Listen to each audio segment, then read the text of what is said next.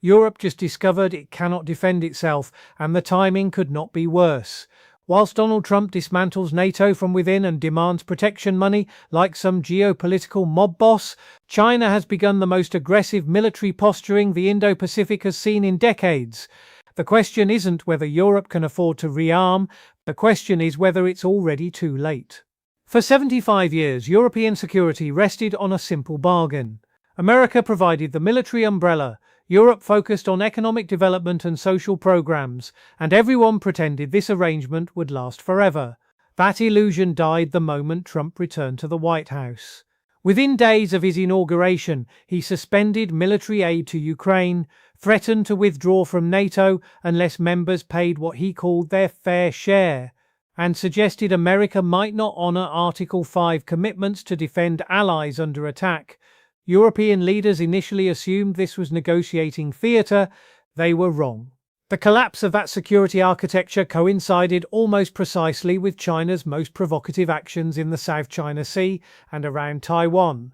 In February alone, Chinese warships conducted 12 major exercises simulating blockades of Taiwan, fighter jets violated Taiwanese airspace on 47 occasions, and Xi Jinping delivered a speech describing reunification with Taiwan as inevitable and imminent.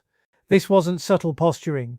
This was Beijing calculating that America's retreat from global commitments created the strategic opening they had been waiting for. So, what does China's aggression have to do with European defense capability? Everything. Because the uncomfortable truth European leaders are now confronting is that their militaries have atrophied to the point of symbolic irrelevance.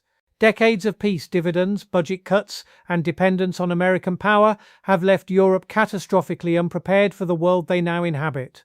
And as we'll see, the specific choices Europe made about defense spending reveal exactly how this crisis became inevitable. The numbers are genuinely shocking when you examine them properly. Germany, Europe's largest economy, has an army of roughly 63,000 active personnel. That's fewer soldiers than the police force of New York City. The German Air Force possesses approximately 130 operational fighter aircraft, of which typically only 30% are flight-ready at any given moment due to maintenance backlogs and parts shortages. The German Navy has struggled to keep a single frigate on patrol. This is not a military capable of defending German territory, much less projecting power beyond its borders. The United Kingdom, which maintains pretensions of being a serious military power, has seen its army shrink to 73,000 personnel, the smallest since the Napoleonic Wars.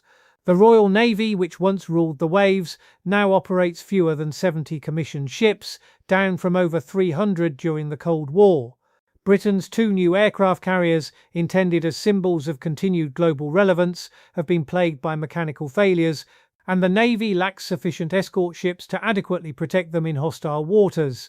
France maintains the most credible military force in Europe, with roughly 200,000 active personnel and genuine power projection capability through its nuclear arsenal and carrier strike group. But France alone cannot possibly defend a continent of 450 million people against peer competitors. And even French capabilities have been stretched dangerously thin by operations in Africa and the Middle East, leaving minimal reserve capacity for major conventional conflict. These are not temporary shortfalls that can be remedied with a single budget increase. These represent decades of accumulated institutional decay.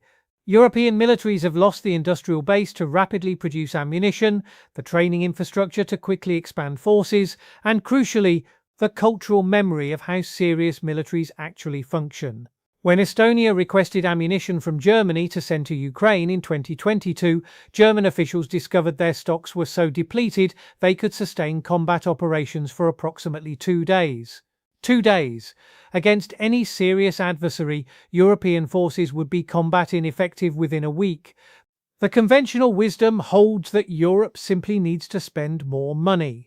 If only members met the 2% of GDP defense spending target NATO theoretically requires, the argument goes, these problems would solve themselves. This analysis is catastrophically naive. Money cannot instantly recreate industrial capacity that no longer exists. Money cannot train experienced personnel who take years to develop. Money cannot rebuild institutional knowledge that has been systematically dismantled. The defense spending target serves political purposes, allowing politicians to demonstrate commitment through numerical targets. It does not, however, address the underlying structural collapse of European military capability. Consider the case of ammunition production. Before Russia's invasion of Ukraine exposed the problem, European factories produced roughly 30,000 artillery shells per month, total, for the entire continent. Ukrainian forces were firing that many shells every 3 days. When European leaders promised to deliver 1 million shells to Ukraine, they discovered their industrial base physically could not manufacture that quantity in any reasonable time frame. Factories had been closed, skilled workers had moved to other industries, supply chains had been dismantled. The rapid surge production that characterized military industries during the Cold War no longer exists because those capabilities were deliberately eliminated as peace dividend savings. This becomes even more concerning when you examine the sophisticated weapon systems Europe would need to confront a peer adversary like China. Modern air defense systems, precision-guided munitions, electronic warfare capabilities, satellite reconnaissance networks. These technologies require not just money, but years of development and testing. European defense contractors have maintained some capabilities, particularly in areas like fighter aircraft and naval systems. But the integration of these systems into coherent fighting forces, the training to employ them effectively, the logistics to sustain them in combat, all of this has been allowed to deteriorate whilst American military power made European weakness strategically irrelevant. And here's where China's timing becomes particularly significant. Beijing has been watching European military decline for decades. Chinese strategists understand that European forces pose no credible threat to Chinese interests in the Indo-Pacific. But they also recognize that theoretical European military support for American operations in Asia has functioned as a deterrent factor in Chinese planning. If America found itself in conflict with China over Taiwan, could it count on European allies to backfill security commitments elsewhere, freeing American forces for Pacific operations? The answer now appears to be no. Europe cannot secure its own neighborhood, much less contribute meaningfully to operations half a world away. The Chinese military build-up over the past 15 years has been extraordinary by any measure. The People's Liberation Army Navy now operates more ships than the United States Navy. China has constructed artificial islands in the South China Sea and transformed them into military bases, complete with airfields, missile batteries and radar installations. Chinese cyber capabilities are assessed as equal to or exceeding American capabilities in several domains. China has developed anti-ship ballistic missiles specifically designed to hold American aircraft carriers at risk, forcing them to operate hundreds of miles from Chinese shores. This is not a military designed for territorial defense. This is a military designed for regional hegemony and power projection. Xi Jinping has been explicit about Chinese ambitions. In speech after speech, he describes the great rejuvenation of the Chinese nation, which in practice means reversing what China views as the century of humiliation when Western powers dominated Chinese affairs. Taiwan represents the ultimate symbol of that humiliation, territory China considers its own occupied by what Beijing calls separatists, protected by American military power. Xi has stated repeatedly that reunification cannot be delayed indefinitely and that force remains an option if peaceful unification proves impossible. The question military planners in Washington and European capitals are now asking is what happens when Xi decides the strategic window has opened. With America distracted by domestic political chaos and led by a president who views alliances as protection rackets rather than mutual security guarantees, with Europe militarily impotent and focused on its own security crisis, with Russia demonstrating in Ukraine that the West's appetite for sustained conflict is limited, does this combination of factors create the conditions where Beijing calculates military action against Taiwan becomes viable? The economic interdependence between China and the West was supposed to prevent exactly this scenario. The theory held that China's integration into the global economy created such strong incentives for peaceful behavior that military adventurism became irrational. This theory is not aging well. Chinese planners appear to have concluded that economic disruption from military action, whilst painful, would be temporary and manageable. They observe that despite Russia's invasion of Ukraine and comprehensive Western sanctions, global trade adapted rather than collapsed. China's economy is far larger and more integrated than Russia's, meaning sanctions would harm Western economies as much as China's. The economic deterrent looks increasingly hollow.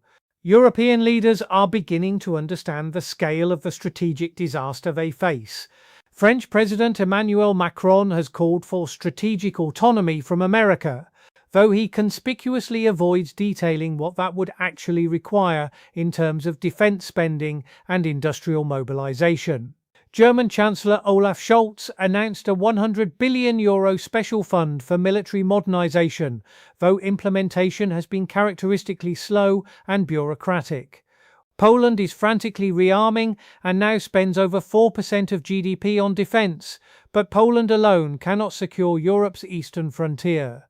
The fundamental problem is that meaningful European rearmament requires political decisions that European voters have shown no willingness to support. Defense spending means less money for healthcare, education, pensions, and social programs that European populations view as fundamental rights.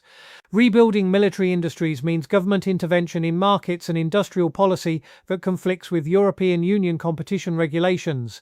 Creating serious military forces means reinstating conscription or dramatically increasing military salaries to attract volunteers, both politically toxic in societies that have embraced post-military identities. The United Kingdom provides an instructive case study in the politics of defence spending. Despite repeatedly promising to increase military budgets, successive British governments have actually overseen continued force reductions. Why? Because voters consistently rank defense spending as a low priority compared to the National Health Service, education, and cost of living concerns. When forced to choose between funding the military and funding popular domestic programs, Democratic politicians choose the option that wins elections. This is rational political behavior, even if it produces irrational security outcomes. But here's what makes the current moment particularly dangerous. The window for peaceful European rearmament is closing rapidly. If China does move against Taiwan, the resulting global economic disruption would make the COVID pandemic and Ukraine war impacts look modest by comparison. Taiwan produces over 60% of the world's semiconductors and over 90% of the most advanced chips. A Chinese blockade or invasion would immediately halt this production.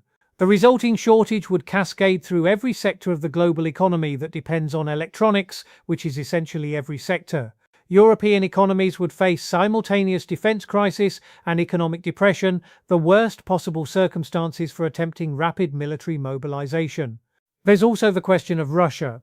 European planners must now contemplate the nightmare scenario where coordinated Chinese action in Asia and Russian action in Europe create a two-front crisis that overwhelms Western response capacity. Russia's military has been degraded by the Ukraine war, certainly, but degraded does not mean eliminated.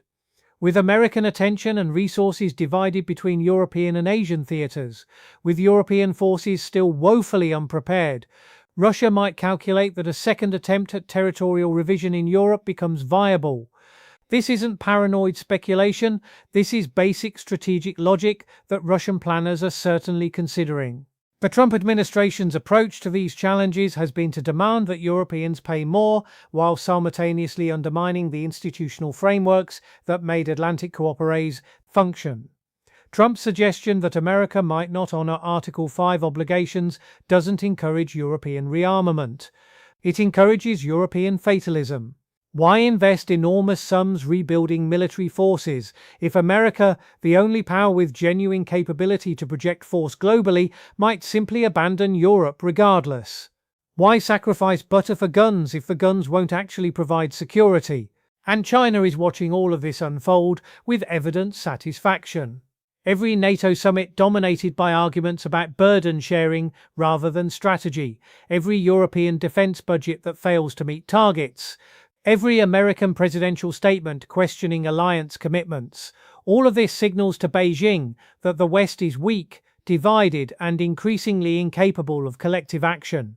Chinese state media openly mocks European military impotence and American political dysfunction. This isn't merely propaganda, this is strategic assessment, informing Chinese decision-making. The sophistication of Chinese strategic thinking should not be underestimated. Beijing isn't simply waiting for random opportunity. China is actively shaping the strategic environment to create opportunities. Belt and road infrastructure investments give China leverage over developing nations that might otherwise support Western positions. Chinese economic relationships with European countries create constituencies opposed to confrontational policies. Chinese control of critical supply chains, from rare earth minerals to pharmaceutical ingredients, creates dependencies that constrain Western freedom of action.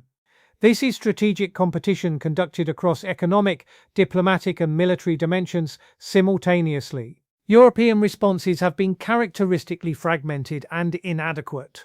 The European Union cannot agree on coherent China policy because member states have wildly different economic exposures and strategic perspectives. Germany, with its massive automotive exports to China, pursues engagement. Eastern European nations, more attuned to authoritarian threats, favor containment. This inability to develop unified policy leaves Europe vulnerable to Chinese divide-and-conquer tactics, where Beijing rewards compliant states and punishes those that challenge Chinese interests. The industrial dimension of this competition deserves particular emphasis. Europe made strategic decisions to deindustrialize whilst pursuing service-based economies and environmental objectives. These may have been reasonable domestic policy choices, but they created strategic vulnerabilities. Europe now depends on China for manufactured goods across numerous sectors. When confrontation becomes necessary, dependency becomes leverage. China can threaten to restrict exports of essential goods, creating immediate political pressure on European governments to moderate positions. Europe has no equivalent leverage. Chinese dependence on European services and luxury goods is real, but less immediately existential than European dependence on Chinese manufactured products. The technology dimension compounds these problems. Europe has fallen behind both America and China in critical technologies, from artificial intelligence to quantum computing to biotechnology. European technology companies exist and occasionally succeed, but they operate in an environment dominated by American and Chinese giants. This technology gap translates directly into military capability gaps. Modern warfare depends utterly on technology superiority. The side with better sensors, better communications, better processing power, better autonomous systems, that side wins. Europe is not currently competitive in any of these domains and shows limited capacity to become competitive rapidly. The demographic factor makes European security challenges even more daunting. European societies are aging rapidly, with shrinking working-age populations trying to support growing retired populations. This demographic squeeze means defense spending competes not just with popular social programs, but with mandatory entitlement programs that consume ever larger shares of government budgets. Reversing this trend requires either accepting lower living standards for current generations or imposing even lower living standards on future generations through debt accumulation. Neither option generates political enthusiasm. Compare this to China, which, despite its own demographic challenges, maintains a massive population advantage and the authoritarian capacity to direct national resources towards strategic priorities without democratic constraint. When Xi Jinping decides military modernization is the priority, resources flow to military modernization. He doesn't need to win votes or convince parliament or negotiate with coalition partners. European leaders attempting to increase defense spending must navigate complex democratic processes where organized interest groups fight to protect every euro of existing spending.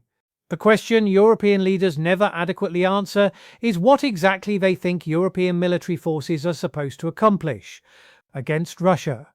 European forces proved in Ukraine they cannot produce sufficient ammunition to sustain allies in conventional conflict, much less fight that conflict themselves.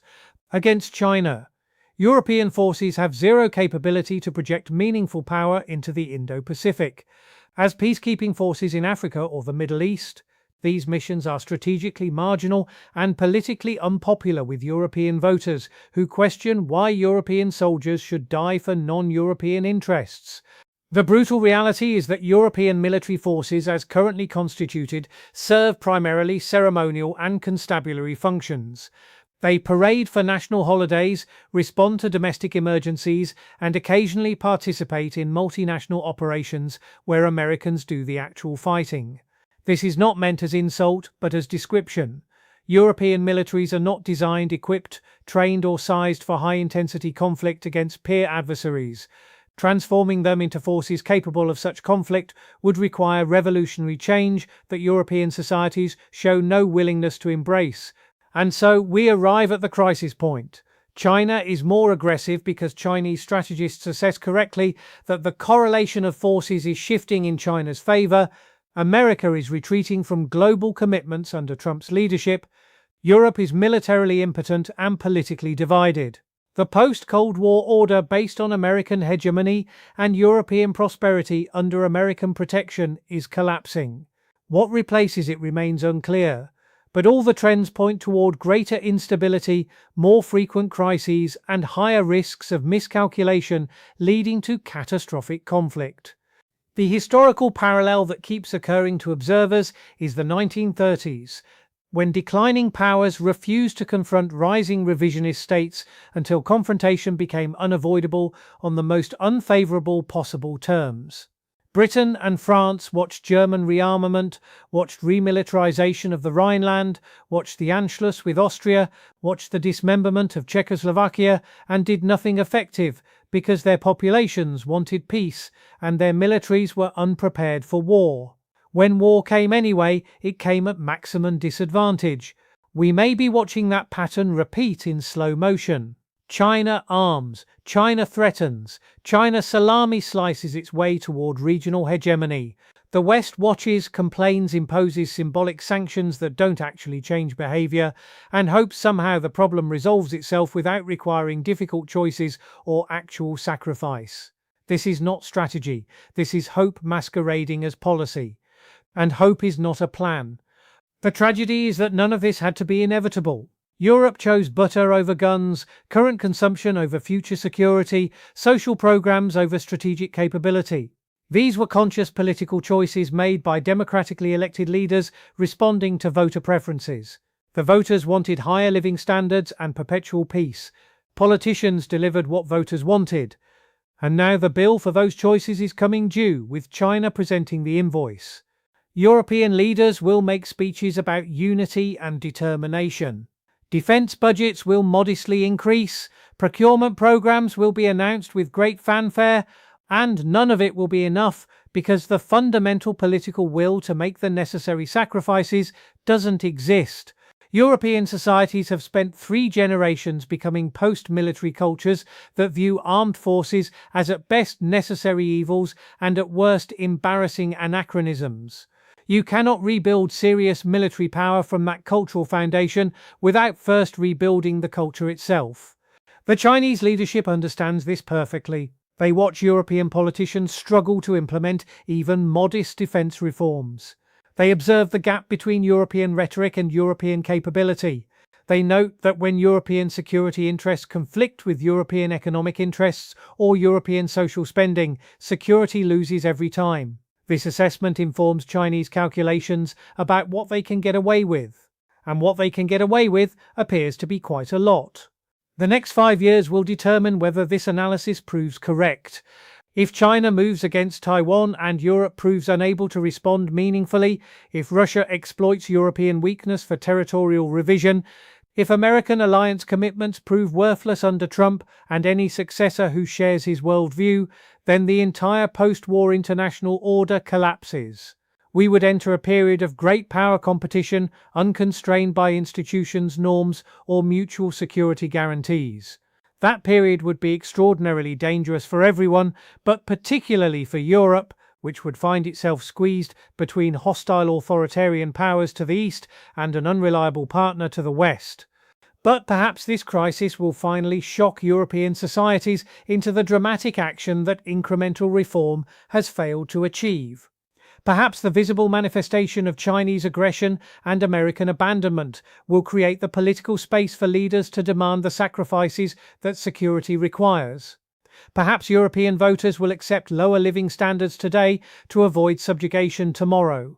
Perhaps The alternative is that Europe continues its slow decline into strategic irrelevance, a wealthy museum continent living on past glories whilst others determine the future. Europe would remain pleasant enough for those who live there, at least until the threats at its borders become impossible to ignore. But it would be a client region rather than an actor dependent on others for security and increasingly constrained in its ability to defend its own interests or values. What a remarkable achievement that would be. The continent that dominated global affairs for centuries, that pioneered democracy and human rights, that built the most prosperous societies in human history, reduced to strategic impotence through its own choices. Future historians will have much to say about how Europe managed this feat. They will likely be less kind than we might wish about the combination of wishful thinking, risk aversion, and short-term political calculation that produced this outcome. The crisis is here, China's aggression is real and growing, Europe's military weakness is undeniable, America's commitment is questionable at best. The question is whether recognition of crisis produces the response that crisis demands, or whether Europe simply accepts its diminished role and hopes that accommodation and appeasement can substitute for strength and resolve. We're about to find out which, and the answer will shape the rest of this century. One suspects China already knows what Europe has yet to fully accept, that nations unwilling to defend themselves eventually find they have nothing left worth defending. The tragedy is not that Europe lacks the resources or capacity for adequate defense. The tragedy is that Europe lacks the will, and will cannot be purchased or borrowed or negotiated. It must be generated from within societies that understand what's at stake and accept what must be sacrificed. Europe is running out of time to discover whether such will still exist somewhere beneath the comfortable assumptions of perpetual peace and endless prosperity. The awakening, when it comes, will be rude indeed.